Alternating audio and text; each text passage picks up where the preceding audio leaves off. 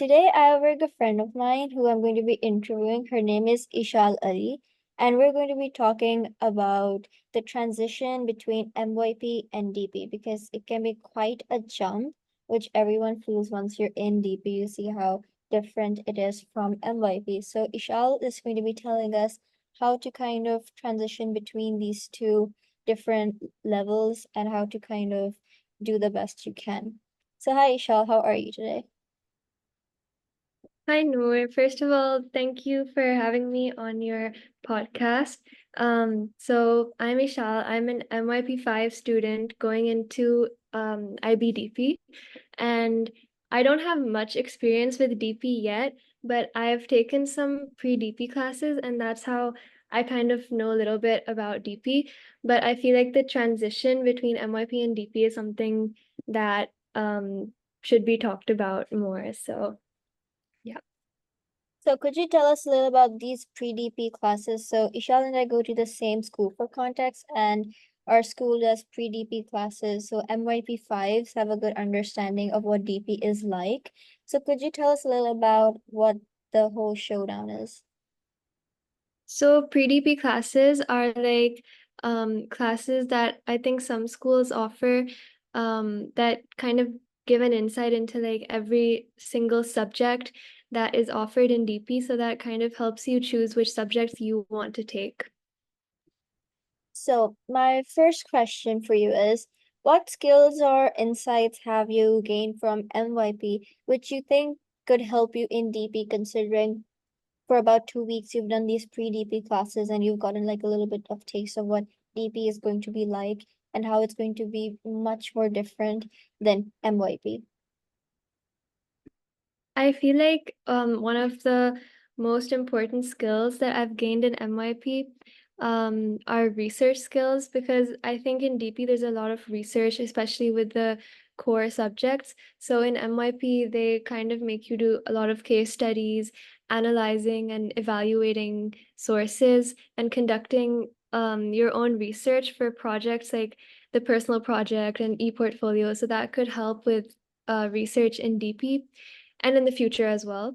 And secondly, I feel like time management is something that I've gained in MYP, because like for example during exams we have to type everything because MYP is mostly online. So that kind of taught me to manage my time well. And otherwise, staying consistent with deadlines, doing multiple assignments at one time or in one day, it taught me how to like effectively divide my time, which I feel like you need to know about going into DP. I'm now like going into DP too. So hearing you say this is like actually so refreshing in a way because I think that's the right way of looking at it from the MYP 5 to DP1 transition. And you were talking about core subjects and personal project and the importance of research. So along those lines, I have a similar question, which is how do you think that these subjects offered in MYP compared to the ones in DP? I think in MYP the subjects are very broad because there's like 6 subjects and they're taught quite extensively. But in DP, the subject groups divide into more subjects, and then you can kind of choose which subjects you want to take based on your own preferences. Like for me, I was interested in individuals and societies a lot, like the global and international part of the studies. Um, but I wasn't really into business or economics. So in DP, I'm probably not going to go towards the business or economics side, but to the global politics side, if that makes sense. Thank you for that answer. I think it really helps the listeners understand how MYP is more of a general overview of different subjects, but like humanities you were talking about, but when you get into DP, it's more precise with different subjects like economics, global politics, and things along those lines. So another question I have for you is, what are some of the challenges that most students face in MYP, and how can they deal with these? Especially in MYP 5, considering that's the toughest year because of the first ever external e-assessments. Yeah, so I agree that MYP5 is a tough year. And I think what a lot of people struggle with, especially like some of my friends and stuff, is time management, especially during the end of MYP5 or like the middle of MYP5, where you have so many things to do, like one after the other. Like you have your mocks and then you have your e-portfolio and then your e-assessments to prepare for. So I think to deal with that, you should have a timetable, a study timetable, and a schedule to.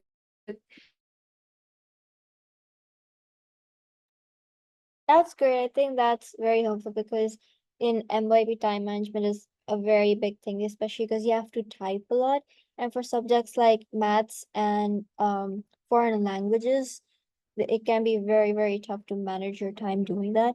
So another question I have for you is, what are the major differences between MYP and DP, considering it's kind of weird to say this, but considering like the lifestyle of students as well as the subjects offered and the different assignments they have to do? I think one of the major differences are the subjects because I think I said this before, but in MYP they're more broad, but in DP they're more like in depth and based on what you prefer. And then also there's the core subjects, like in MYP there's only the personal project, but in DP you have three, like TOK, CAS, and extended essay. And in MYP, there's a lot of like skill emphasis, like on your ATL skills and everything. But in DP, I think it's more about um, academic research and critical thinking and stuff. To add on to what you were saying, you're like completely right. From my 1 year experience in DP, what I can say, it's pretty rigorous. You have 6 subjects, and then you have IAs for them. For example, with the sciences, you have to do an experiment, which is your IA, and for economics, there are 3 different IAs, which is quite a lot of work. Then there's your 4,000 word long extended essay, and then there's 2 components of TOK, and then there's CAS. So it's like DP is MYP, but like max to 100. So there's like a lot going on. But Yeah, I considering agree. this, how do you think the students can balance their academic studies as well as their personal interests, such as hobbies, in both MYP and DP, considering the difficulty levels of both the education streams?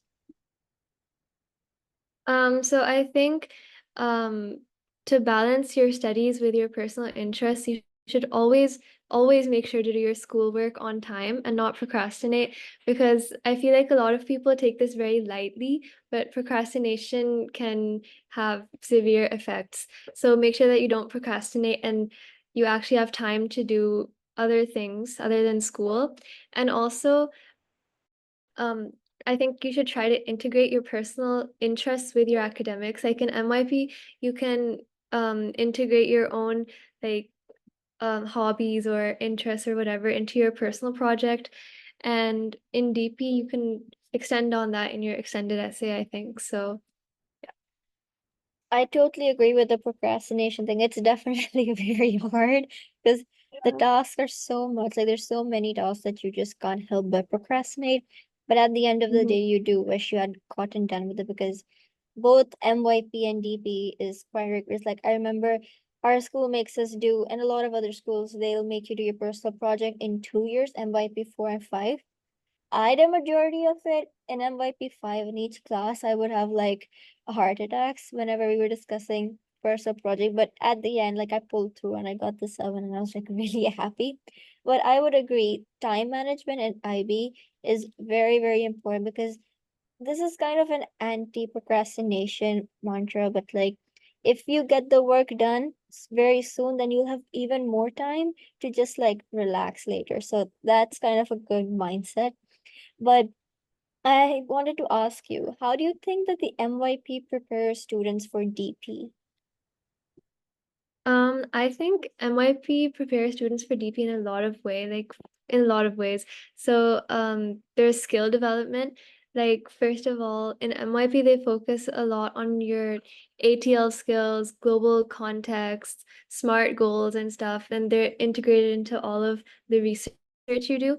And then I think it kind of provides students with the necessary skills needed to conduct research.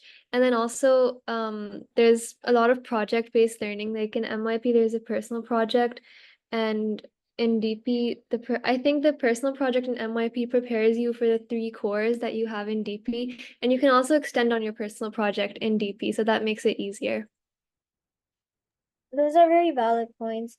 A lot of things such as your personal project can be used for CAS and things along the lines. So in a way that the MYP is a great foundation for what DP will expect from you.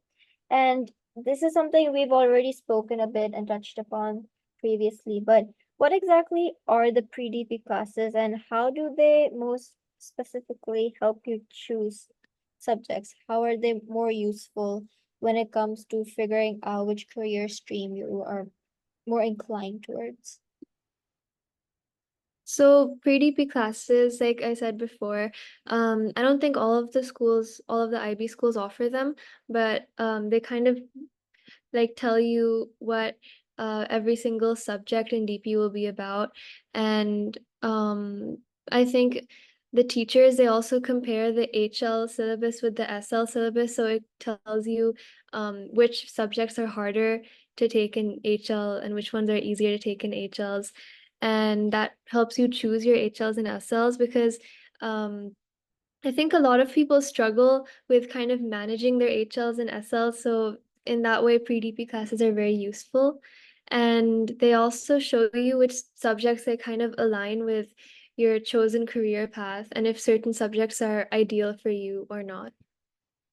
I totally agree with you. Definitely helps give a really good idea of what you're more mentally like, what you have acumen for. But it's also a little tedious, even though they're very helpful. It's like your MIP assessments just end, and then like a week or two later, they call you back in school, and you're just like, man, I just want to stay home and watch horror movies. I don't want to think about school.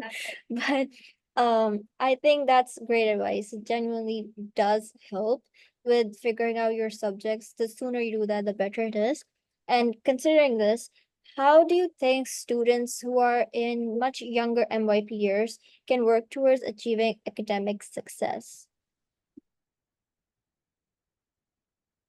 So I think students in younger MYP years, they should ensure that they're like covering the entire syllabus of every single class and that they're clear with all the concepts because I feel like once you're clear with your basic concepts, then going into like MYP4, MYP5, it gets easier to build on those concepts and also engage in class a lot and don't hesitate to ask for help from teachers because obviously they're more experienced and they can help you better than anyone else.